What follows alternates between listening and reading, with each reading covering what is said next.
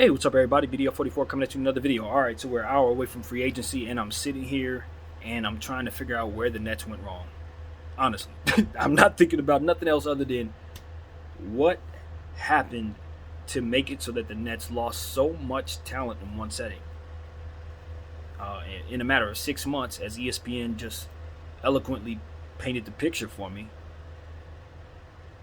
they've lost James Harden, they've lost KD, and I'm pretty certain Kyrie Irving is going to be out the door very soon. How did this happen?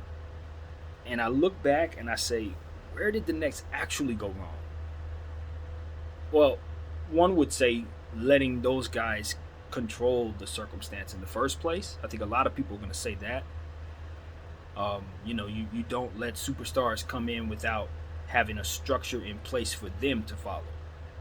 That's why I said for the Lakers, like I want the Lakers to have a role, a defined role in place for Kyrie Irving upon arrival so that he'll be on mission to fulfill that role. Just like the Golden State Warriors did for Andrew Wiggins, as Draymond Green illustrated for us. Have a defined role from the start of the season, the things that you want him to do, and have him only have to focus on those things. Make it so that he's not even responsible for anything else. So that the game that he plays can be catered to his strengths, and his desire to play basketball should follow. I think that's what the Nets needed for themselves in regards to the situation. If you're going to bring in KD, bring in Kyrie, bring in James Harden, you can't bring in a rookie coach. You cannot let the players coerce you as an organization into hiring a coach that isn't going to put them in the best position to succeed. Because whether they are aware of what all goes into the job or not doesn't matter. The fact that you do and you're responsible for that organization means that you need to make sure that person in place is ready for the job. And you knew, and we knew, that Steve Nash was not ready for what was ahead. Not at all. The second problem is, in my opinion, I think a lot of the mistakes, if the reports are correct, a lot of the mistakes were the players themselves. Picking DJ, wanting him to be on the team. Some of the choices that they made with the roster to go older and just kind of go with their buddies, just like the Lakers. That this generation really wanted to go with their families, they want their boys, they want to play with your friends, and that's not how basketball necessarily matches up best when the field itself is so strategically competitive. When you're in an era with length, an era with shooting, it's not as simple as they can get my guy and we play together, because your guy may not be the right piece. Your guy may not necessarily have the length you need. You may not necessarily have the pieces to bring to y'all what makes y'all fit. So now y'all just a bunch of friends that lose together. I think that's what happened to the Nets. I think that's what happened. That's what KD and Kyrie learned. If the reports are correct, that's what I take from the whole situation. They learned some hard lessons just like LeBron did. Just because you're a player and you understand the game does not mean that you necessarily understand the NBA structure, how NBA structure works, what you need to make sure that they have sustainability, how to align. See, this is where it really goes wrong. So your GM has a path in place for what it is the team is going to be past your tenure if he's doing his job correctly. And certain moves are going to be made for cap reasons. Certain moves are going to be made to strategically put them in a position to get players down the draft, right? And those are things that are not on players' minds. See, I know where they go wrong because, as I always tell you guys, I try to think like a GM. I know where they go wrong because a player's thinking, okay, what's going to work with me? What can work with me? As it pertains to the cap, what can work with me and the tenure I'm going to be on this team? But when you play basketball, it has to come together as a full entity. The whole thing has to come together to make sense. So if you are putting players on the team for reasons that are not in lockstep with the vision of what it means to be both your best on the basketball floor and within your cap situation, then those moves are not going to mesh well. The puzzle is not going to come together to make a perfect form. What you're going to have is a piece there that's meant for the future, another piece there that's meant for later, another piece there that's meant for you guys. And once you start moving those pieces, a guy gets hurt, right? Now your team changes entirely. A guy is pulled out of the system. Maybe another guy doesn't develop as quickly. Maybe something goes wrong last offseason with a contract. All these things come together. And if the player is making moves and they don't have all of this encompassed in the vision for the team, it's going to fall apart.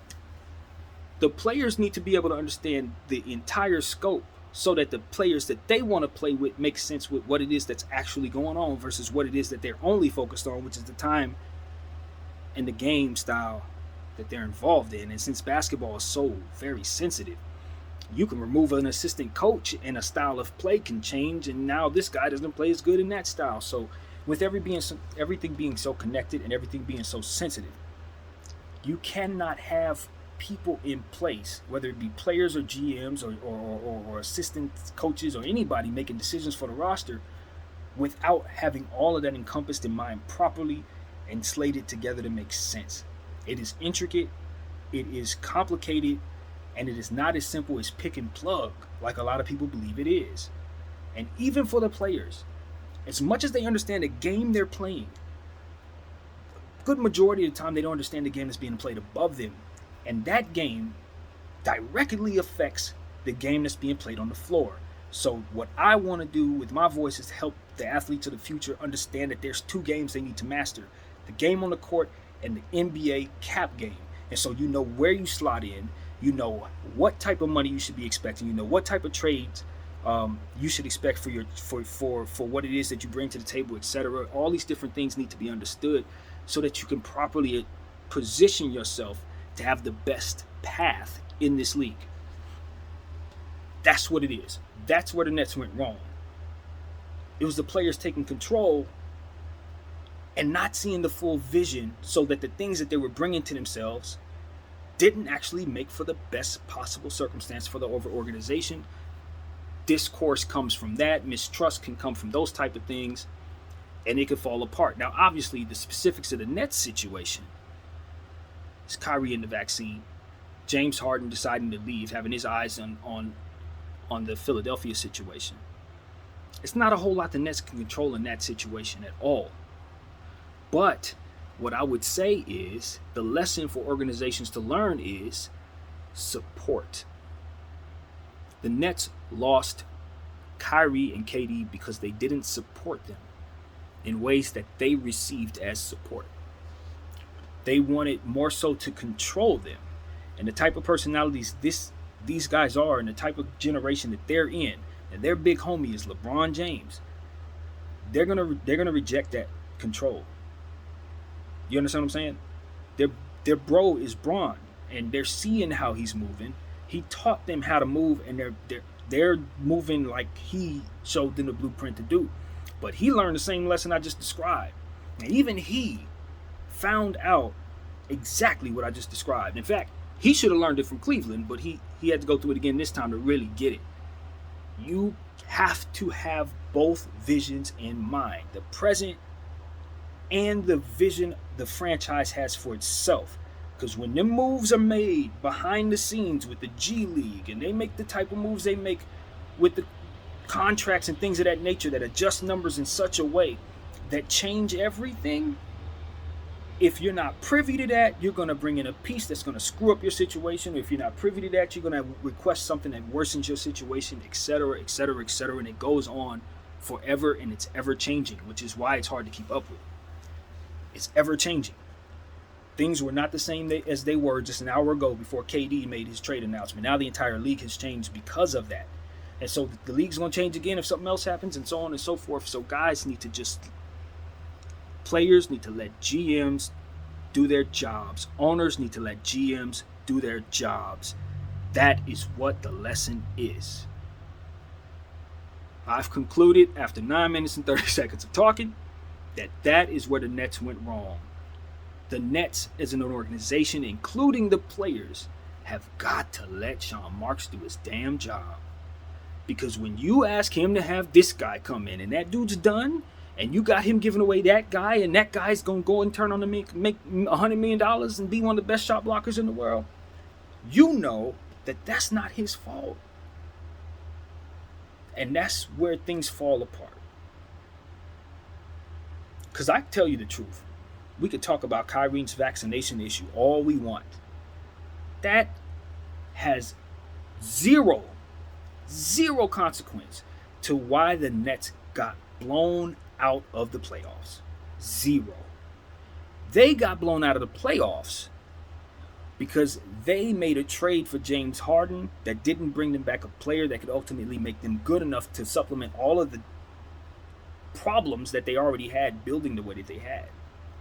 Building that way, making that trade, couldn't sustain it. Kyrie Irving, 30 point something, whatever he brings to the table on a nightly basis, and there's games that you missed him in, there should have been more talent to supplement what he was not able to bring to the table in his absence. That doesn't mean that you're going to win every game he's not in, but that does mean that you don't have them looking the way they looked when he wasn't out there. When you build with 3 max contracts, and one of them guys is not going to be available, the other guy is over the hump, you're not going to get very far, and that is exactly how they built. That's how they built. And when they had some issues going on, they let the players run things in situations that they didn't quite understand. And then when tough times came around, they didn't support the players in ways that the players could appreciate. And I'm willing to bet some of that could have come from some of this that may have happened prior to. It's like, man, I don't really want to support you because you didn't put me in a position to make us look not as good with these choices that you want to make with the roster. All of that can be connected as just something that makes something pile up. You know what I mean? In a negative way. And then it's like the rebellion of these two particular personalities. It's like Kyrie gonna do what he want to do. Maybe he learns afterwards he shouldn't have done that. But for the time being, he's like, this, you know what I mean? This is what it's going to be. And then you going to have to feel however you feel about it. And I think a lot of times when Kyrie does that or has done that, it's been the wrong decision.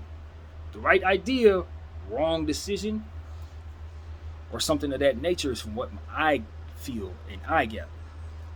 But all in all, I think this is all going to land, just like I brought up the Robert Horry thing a couple of videos, many videos ago, a couple of days ago. I think this could make it so that everybody lands in their proper spots. I don't think this necessarily has to be bad for any of these parties involved. I think Kyrie Irving gets to land in a situation where he fits perfectly the Lakers. Well, all we want him to do is be himself, and if he acts up, it's better for us. And we can use him as an excuse. Ben Simmons needs a blank canvas, as I've been saying since he was drafted. He needs a team to build around him and only him. Surround him with the pieces that make him be the orchestrator, the centerpiece to a bunch of surrounding, rotating shooters. And if you allow him to do that and give him enough athleticism in the open court and defensive help, he will turn into one of the best facilitators ever played the game. And one of the best defenders ever played the game. I believe that about Ben Simmons. I stand by it, even though he has extreme deficiencies that could very easily make him unplayable as well. But if he figures those out and gets that team that knows how to build around him and believes in him properly and just gives him all the support, 3, 4, 5, 6 years from now, however it's going to be, he's going to get them as far as they take him with the choices that they make around the decisions with their roster, which is what I hope they're learning their lesson from right now. So, and for KD, look, KD needs to be winning right now. He don't have no time to be playing games. His legacy is on the line. People been calling him cupcake. People been saying his 2 championships in Golden State was really Steph Curry and all this nonsense.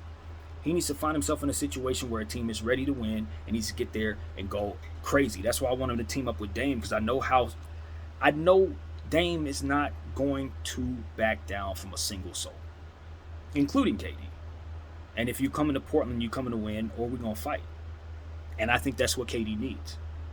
KD needs somebody who's going to match that fire that he has up here. Because a lot of times KD gets into a situation where that's what's missing. You know, when he was in Golden State, they won because of it.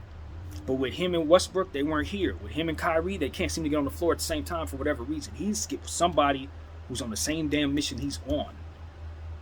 You know what I mean? That's why I respect his decision to want to go up there with Chris Paul and Devin Booker, because I get that. I just don't like the situation. I don't think it's going to be much better than the Nets. I think their book situation is similar to the Nets. And I think he's going to find out his role players aren't going to be any good after the trade. I don't want him to go there.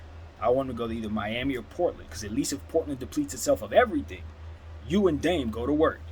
If Miami depletes itself of most of their picks, you still got a championship team. But if he goes to Phoenix and they trade the type of trade they're going to have to make in order to get him there, it's going to be a situation where I don't think they're going to be enough. That's not going to be enough. It's not going to be enough. They're going to have some serious deficiencies defensively. They're going to be able to score all day long, but if Chris Paul gets hurt, it's just Devin Booker and of course KD. And from what I understand, they're about to give up Miles Bridges in order to make this happen. No way. No way. That's the most durable player in all of basketball. Phoenix gives him up and replaces him with KD. And we forget KD's had this Achilles injury. No way. You do not give up the most durable player in the league for a guy in his late 30s. I don't care how great he is. That's not a good decision. You keep him on the team with KD because you're going to need him to help KD defensively. And I don't think that's possible. So he definitely should not go there. I can't stress it enough. Anyway, so that's what I think. And by the way, Portland does have some deficiencies too defensively, obviously. But at least there, I know they can bring him what he needs because they've cleared up their books. They have a great cap situation right now. So they will be able to bring him the pieces. So I don't know. But all in all, I think he should expand his list too. Like, I'm thinking about Pelicans. Like, that's a team one piece away. Golden State, they have the trade package, obviously, with Moody and Wiseman and Kuminga. I'd be quick to get those guys up out of there if that'll get me KD for a couple years. Are you kidding me? They should do that. They should do that. Golden State should just bite the bullet and do that, especially if it doesn't cost him Jordan Poole. Do it. What, are you crazy? Do it. But, yeah, so KD's going to have other options other than the two places that he chose. But I think Miami will probably be the team that lands on it because I don't think Sarver's interested in taking on any salary right now. Like, obviously, KD, and you'd be like, whoa, okay, maybe. But I could totally see a situation where he says, you know what, I can't seem to get it done for some reason. I could totally see something like that happening. So I'm guessing he ends up in Miami. But, yeah, we got 25 more minutes, I guess, before everything rolls in. I'm pretty sure while I've been talking, it's been some news. Probably been traded while I've been talking. So I'm going to stop this thing here and, yeah, get back to you guys when we know some stuff. Everything I say is speculation. I don't know anything or anyone. I just sit here and read tea leaves, as you guys know. So if you come to me, you know that's what it is. BDL44. Thank y'all for watching.